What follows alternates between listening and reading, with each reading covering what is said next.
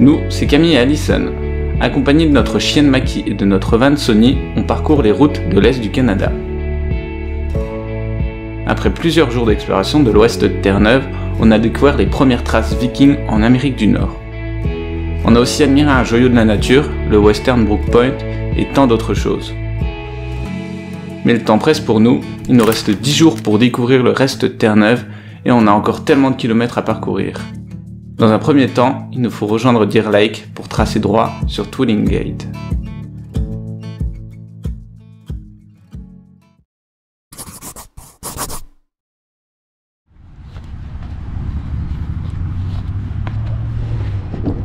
C'est ce qu'on est en train de faire, Maki.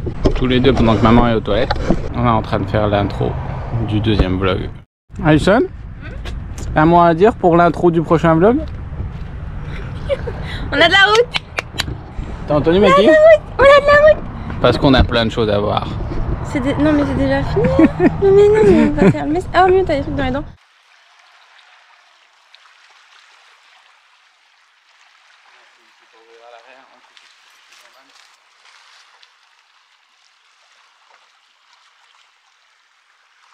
Voilà, on est arrivé pour le dodo. C'est le coucher du soleil. On va s'activer, faire à manger. Et puis on se retrouve demain. On en profite de voir mieux qu'hier pour vous montrer un peu où on a dormi. Donc on est là, au bord de l'eau. Et puis on a plein de petites îles comme ça qui se superposent en fait au loin. Il y a cette île aussi, très chouette. Allô. Réveil pas pressé à Campbellton avec la pluie et les nuages. Camille termine, enfin on discute des miniatures pour la vidéo sur le powwow de Mastoyatch. Donc il est en train d'être exporté sur YouTube là. Ce qui se passe, c'est que on a modifié, enfin j'ai modifié la réservation ce matin pour le bateau de retour. C'est-à-dire que de base, nous on avait sélectionné l'aller par Port-au-Basque et le retour aussi par Port-au-Basque. Parce que c'est 7 heures et c'est conseillé pour les animaux de ne pas faire non plus un trop long voyage. Et qu'à l'aller, Maki est restée dans le van. Et nous on était rassurés qu'elle soit dans le van, il y a ses odeurs, elle connaît, elle a ses habitudes. En faisant la route, Camille m'a suggéré de pourquoi on n'avait pas pris le retour à Argentia. Donc c'est à côté de St. John's. Sachant que maintenant en fait on va jusqu'à St. John's. Ça nous fait speeder, ça nous fait que dimanche on aurait dû repartir de St. John's pour faire que de la route le lundi, que de la route le mardi et être de retour à Port-au-Basque le mercredi matin. Donc j'ai appelé et j'ai eu une modification. Donc au lieu de reprendre à Port-au-Basque le 14 août, on reprend à Argentia le bateau le 15 août. Donc là ça veut dire qu'on a maintenant 10 jours pour faire la côte atlantique de Terre-Neuve. On va avoir beaucoup plus le temps, on va avoir aussi plus le temps de se poser parce que là depuis qu'on est arrivé à Terre-Neuve, enfin depuis qu'on est parti même déjà de Rivière-du-Loup, on roule beaucoup tous les jours presque. Et on s'arrête pas. On s'arrête pas et du coup il y a une forme de on profite aussi sans profiter forcément. Ça va permettre à Maki de se reposer aussi en faisant moins de route. Mais par contre ça va être beaucoup plus sport pour le bateau. Parce que je peux pas la laisser dans le van. Le bateau, le retour c'est 16h30 par Argentia. Je peux pas la laisser dans le van parce qu'on peut pas retourner dans la cale pendant le voyage. Sachant qu'on réserve très très tard, il n'y a plus de cabine non plus. Donc ce que j'ai fait, c'est que je lui ai pris une place dans le chenil. Je lui ai pris une place pour sa caisse de transport, une place moyenne. Je vais devoir mettre un cadenas sur la caisse et puis on va pouvoir aller la sortir sur une partie qui est réservée aux animaux où elle pourra faire ses besoins aussi. Voilà, on va faire ça, mais ça nous évite quand même beaucoup de route. Ça nous évite de se refaire 12 heures de route selon Google Maps, de se refaire 900 km pour retraverser Terre-Neuve. Sachant que le milieu de Terre-Neuve, À l'aller jusque Green Bay, c'était chouette. Mais après, c'était le traditionnel Canada, forêt, lac. Donc voilà, nous ce qu'on veut faire maintenant, c'est de la côte. Et ça nous revient un peu moins cher de prendre le bateau à Argentia que de payer l'essence pour retraverser et d'user le van pour retraverser Terre-Neuve. Donc voilà pour les infos. Et puis nous aujourd'hui, on est parti pour Twin Gate. Là il est déjà 10 h au moins. On va peut-être s'arrêter le matin parce qu'il pleut pour le moment, il va pleuvoir à un moment. Peut-être s'arrêter au centre d'interprétation des Beothuk. C'est des premiers peuples qui vivaient ici et qui étaient en contact avec les Vikings. Donc on se dit que ça pourrait être intéressant aussi de découvrir ça.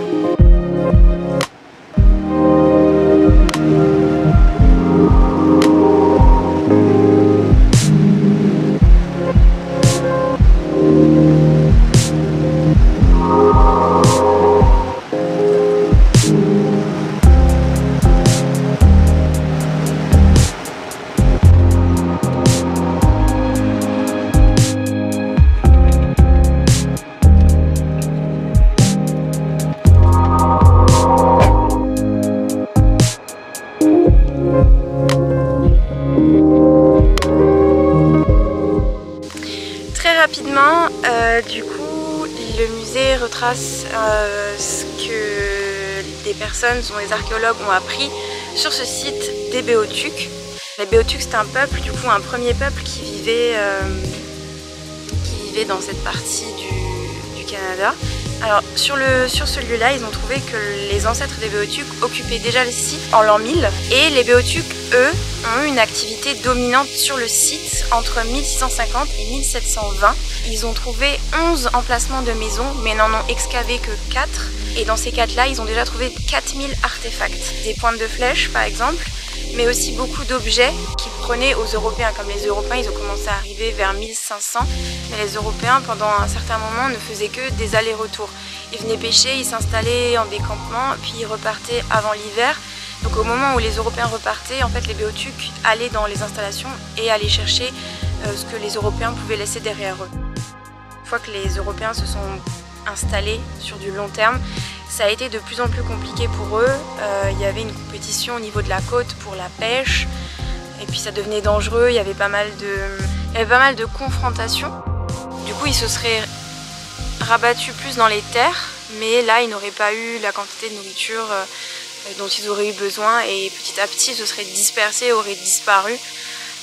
Mais la dernière personne reconnue comme Beothuk, c'est une femme qui est morte en 1829. Donc après ça, définitivement, le peuple Beothuk a été décrété comme éteint. La culture est morte, on va dire, n'est plus pratiquée. Mais après, évidemment qu'il doit rester comme aussi des mélanges qui ont eu lieu, des personnes qui se sont dispersées ou qui se sont intégrées aux Européens. Mais il n'existe plus comme actuellement les Premières Nations que l'on peut rencontrer à travers le Canada.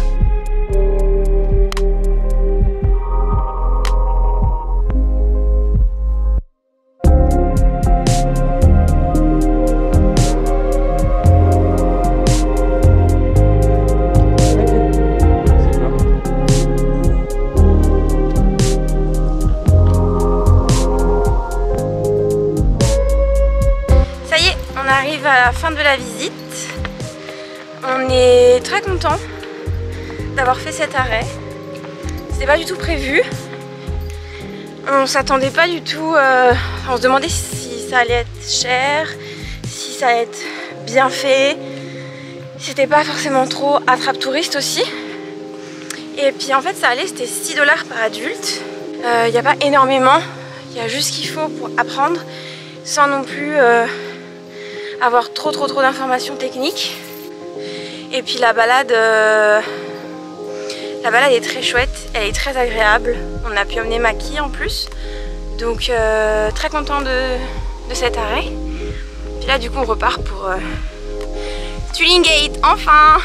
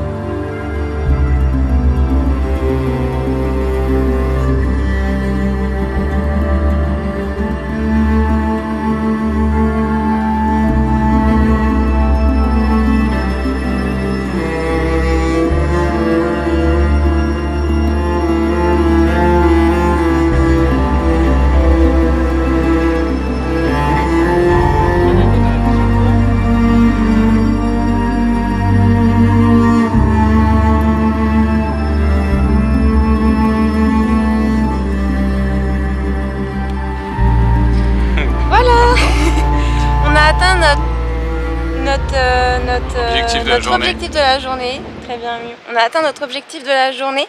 On a atteint Tuling Gate. On est actuellement juste à côté du phare, donc au bout du bout. C'est Long Point Lighthouse. Puis on n'a pas encore trouvé notre endroit où on va dormir parce qu'ici on peut pas rester sur le parking par exemple. Mais on regarde un peu, c'est possible qu'on puisse déjà commencer à observer des baleines. Ça devient intéressant on va dire pour commencer à observer les baleines ici. Et en attendant c'est assez chouette comme vue. Bon on est arrivé au parking. Alors en arrivant je n'y croyais pas. J'ai dit à Camille mais non c'est pas possible, genre t'es sur un camping, les gens ont chacun leur petit banc, ont chacun leur petite cabane et tout. Maki! Et en fait si c'est abandonné, c'est un espace de camping qui est abandonné. Et du coup là il y a une petite balade et genre là il y a une vue de dingue. Et puis chaque campeur a comme... Là il y a un accès à la plage là-bas. Et il y a plein de chemins de randonnée qui partent d'ici. C'est vraiment très très chouette. Kiki? C'est bien? Oui! Et nous aussi on a notre petite cabane. On a choisi la petite cabane orange.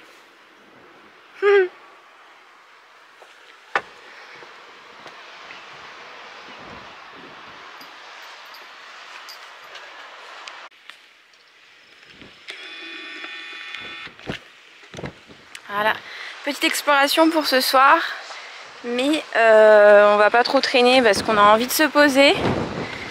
En fait ici on est à Crowhead par rapport à Tuling Gate, c'est une partie qui s'appelle Crowhead et on se dit que en fait on est tellement bien là qu'on resterait peut-être bien demain toute la journée à explorer le coin puis à chiller aussi. Wow. Puis on attend le sunset aussi. Ah, il y a la famille qui est sur la plage avec leurs enfants. Incroyable. Incroyable. Incroyable. Incroyable. Incroyable. Incroyable. Tout pour YouTube. Tout pour YouTube.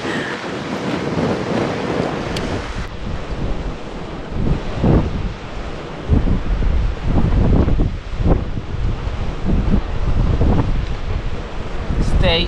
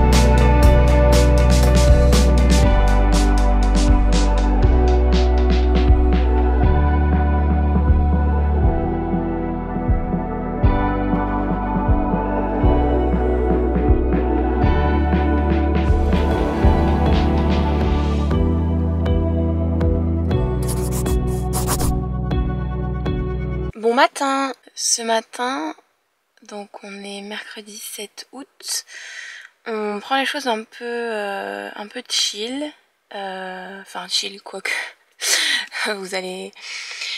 On prend les choses assez doucement, enfin on se presse pas de repartir, surtout parce que moi j'ai un entretien pour du travail.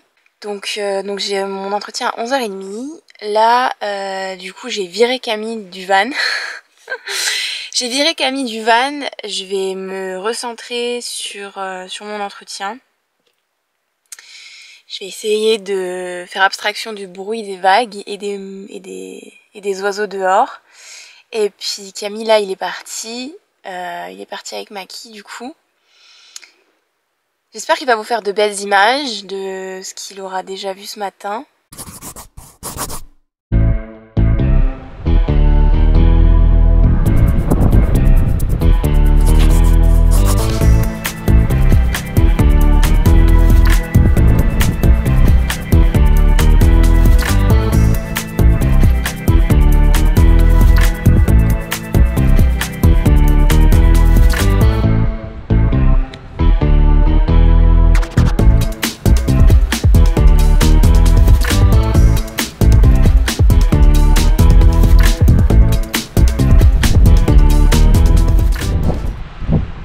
matin tout le monde. Je suis ce matin, on est mercredi avec Maki sur la plage. On va rester la journée là, on a dormi hier parce que c'est un super spot. Il y a de la connexion internet. Donc Alison a un entretien ce matin, donc ça va être bien pratique. Puis ça va me permettre aussi moi de travailler sur la prochaine vidéo cet après-midi. Là on a sorti la vidéo sur le pot ce matin, donc on est trop content. Du coup là j'ai 2h30 tout seul à tuer. J'ai rencontré deux parents français avec leurs deux petits. On a un peu suivi sur la route. On a discuté ce matin, c'est chouette. Parce que eux, ça fait 11 ans qu'ils sont là. Donc c'est sympa d'avoir leur point de vue de qu'est-ce qui les a fait rester ici au Québec. Parce que nous on est en plein en train d'hésiter sur est-ce qu'on rentre en France ou est-ce qu'on reste ici. On essaie de peser le pour et le contre.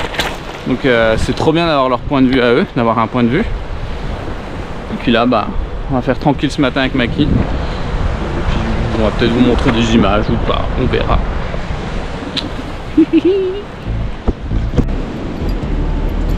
Là, Maki stay.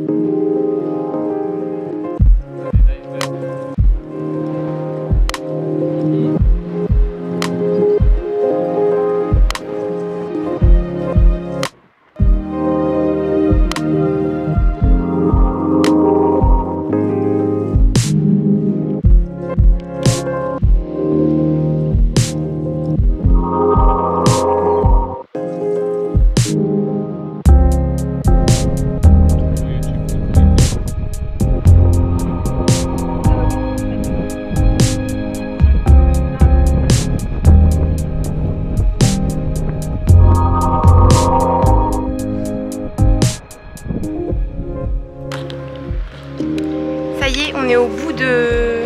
Je sais pas comment elle s'appelle cette pointe. Mais on est au bout d'une pointe qu'on pouvait suivre là.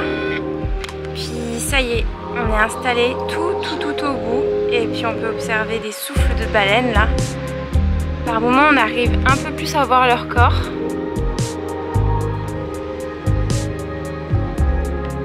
Ouais.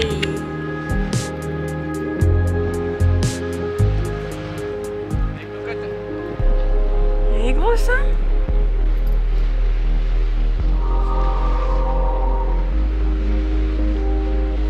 Putain, le jet il est grand hein.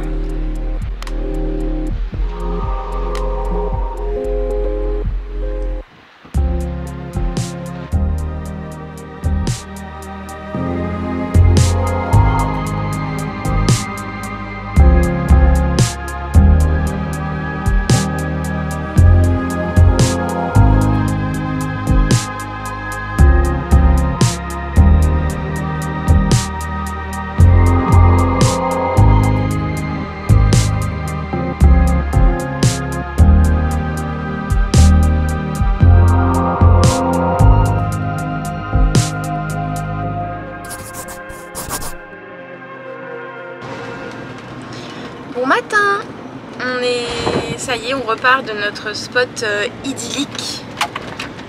à Crowhead pour refaire un peu de route. Quand même pas mal de route, à peu près 4 heures on devrait avoir, jusqu'à Bonavista où on va faire la péninsule. Là on passe à Twillingate, on va essayer, on va chercher de l'eau. Normalement il y a un spot où on devrait pouvoir trouver de l'eau. Jeter nos poubelles aussi. Donc on va faire ces petites affaires de la vie quotidienne en van. Et puis après on va faire de la route. Voilà, jusqu'à un nouveau point super beau je pense.